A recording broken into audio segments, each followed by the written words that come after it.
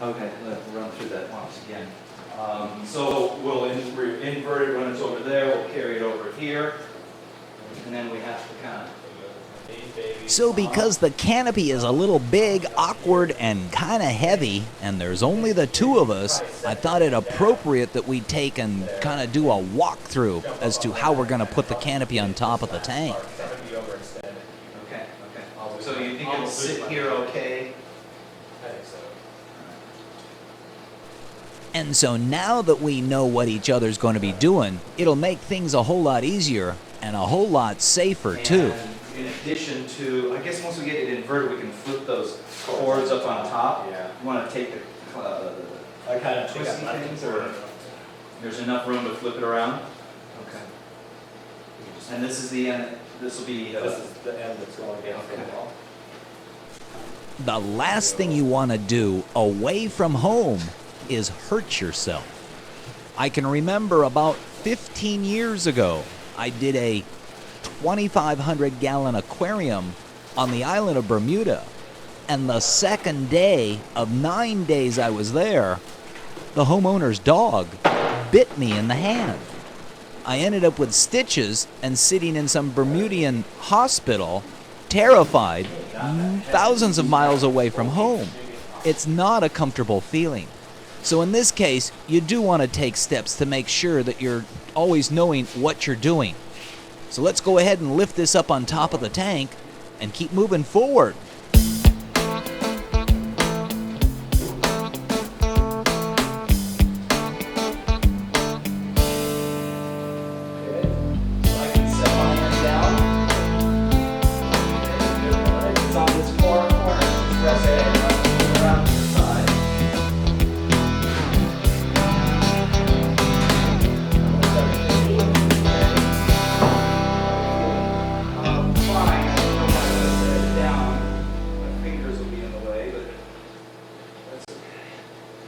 Push with your left a little bit, and there we go. Okay.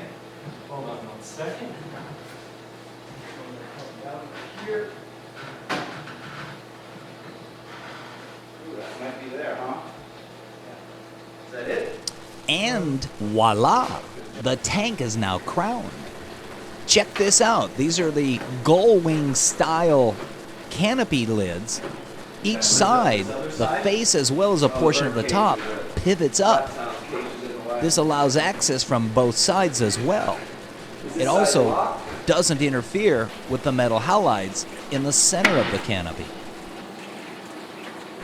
You can see here clearly that there's plenty of spacious room inside this canopy. It allows for the plumbing as well as the sea swirls. Note that I've added that second union fitting, which allows me to take that entire pipe out of the system, leaving only that 2x2 frame to have to lean over to gain access into the tank. The power cords for the sea swirl units, as well as the metal halide and actinic lighting power supply cords, all snake out through a circular hole mounted at one end of the canopy. In addition to that small hole, we've also got two large 4-inch diameter holes that will ultimately end up mounting some thermostatically controlled computer fans that will come on once the temperature inside the canopy reaches a certain degree. This will help exhaust the air out of the canopy, thus minimizing the influence it's going to ultimately have on the water or the water temperature.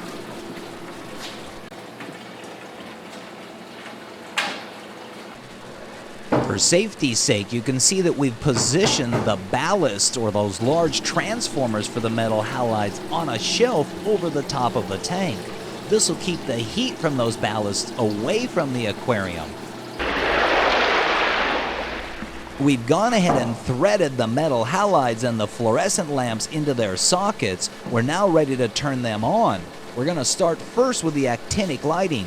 These will be the T5 actinic fluorescent bulbs. They're 24 inches long and 24 watts each for a total of 96 watts.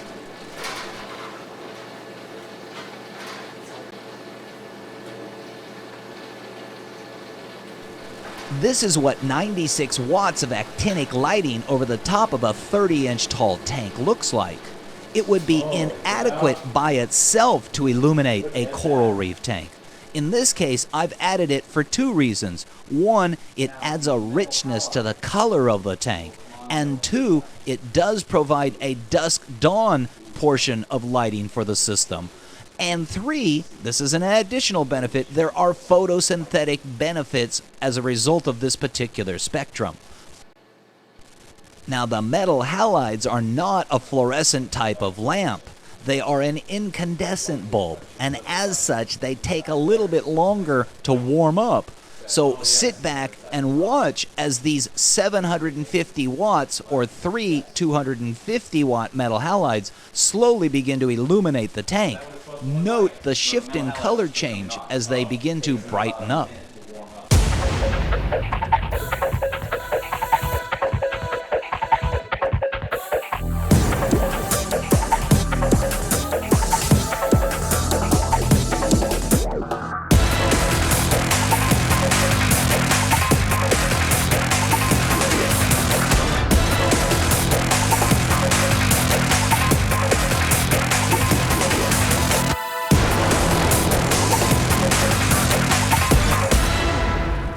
Wow! Doesn't she look beautiful, shimmering like that? Just like the flicker of light on a pool in the backyard or on a coral reef.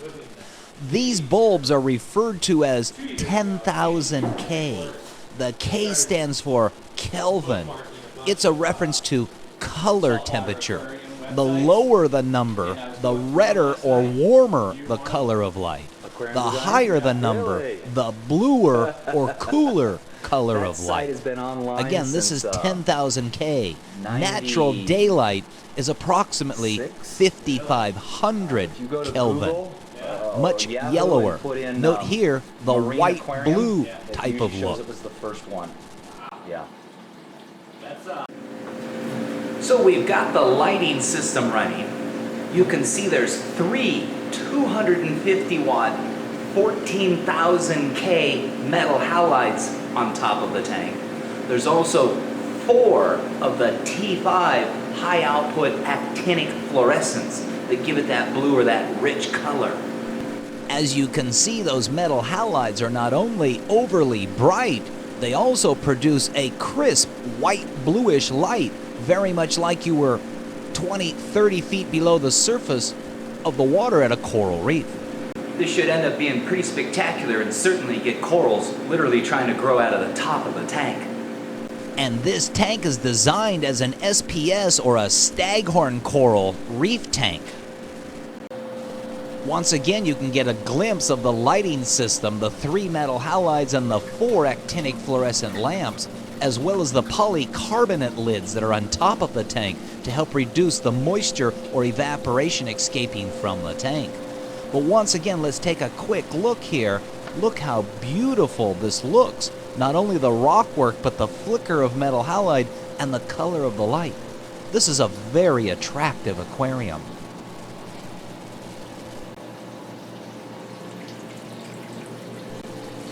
Oh, and be sure to check out the three-way cave.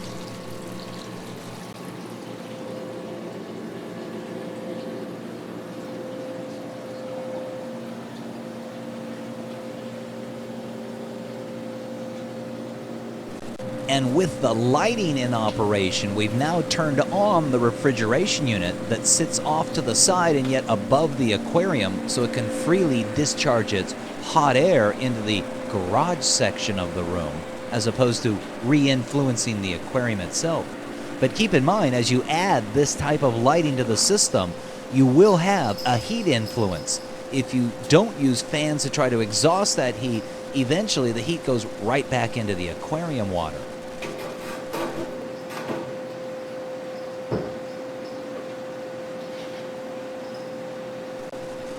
And so with such a beautiful aquarium, we need to go through and wipe the interior of the tank free of all the fine little bubbles that have adhered to it, as well as any of the dust inside of it. And besides, that's what I do best, aquarium cleaning.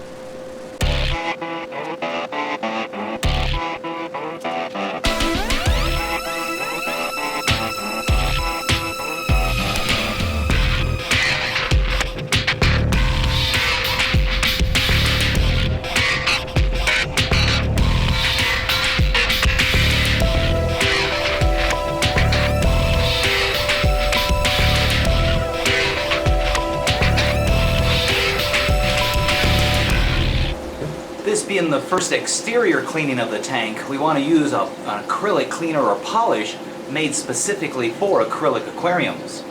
This is the version we'll use, Brillianize. And if I've not mentioned it before, never use ammonia-based cleaners on an acrylic aquarium. Ultimately, it'll cause the acrylic to become frosty. You could use ammonia-based cleaners on a glass aquarium, but definitely not on an acrylic. You will want to seek out an acrylic cleaner / polish made specifically for acrylic aquariums. Well, with the metal halide and actinic lighting now working in the big 280-gallon Wyoming Reef tank, we need to get the calcium reactor as well as the aquarium computer working. So come on back for part 7 as we move forward, hooking up the calcium reactor and aquarium computer and finish this beautiful 280-gallon coral reef tank in Wyoming.